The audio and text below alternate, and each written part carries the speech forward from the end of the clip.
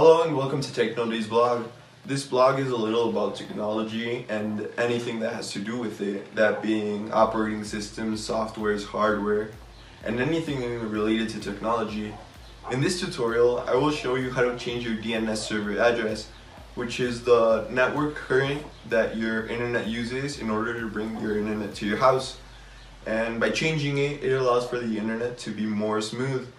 And the only thing that you will need for this is a PC or a computer that is running Windows and the newest operating system. So that being said, let's get in right onto the tutorial. Hello and welcome to Techno Days. In this tutorial, I will show you how to change your DNS server address in order to get a more stable and fluid internet connection. The first thing you must do is be sure you are connected to an internet connection. In this case, this is my module, Diaz. I'm going to connect and wait for it to connect. Next is open the control panel. On the bottom left search bar, you need to look for the control panel, which you can do by just typing. Choose the first option that should pop up. After that, you will be greeted with a series of options. You need to click on the one that says Network and Internet. After that, you will be greeted with three options. You need to click on the one that says Network and Sharing Center. And then you will be greeted with your active networks. In this case, as you saw in the beginning, my connection was Diaz. I will click on the one that says Internet. As you can see here, it is connected via Wi-Fi and the name of the module. On the bottom left, you will be greeted with three options: Properties, Disable, and Diagnose. In order to change the DNS, you need to click on the one that says Properties.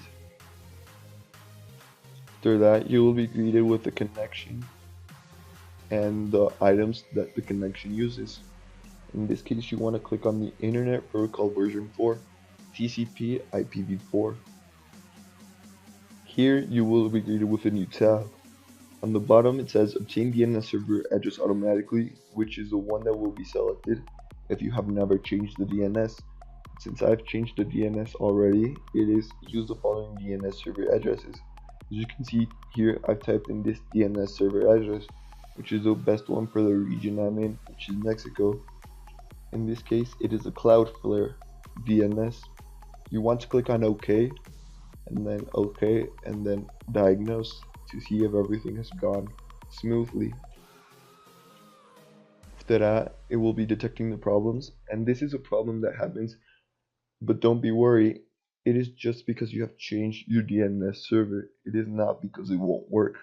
So then you want to close the troubleshooter, and then close and close.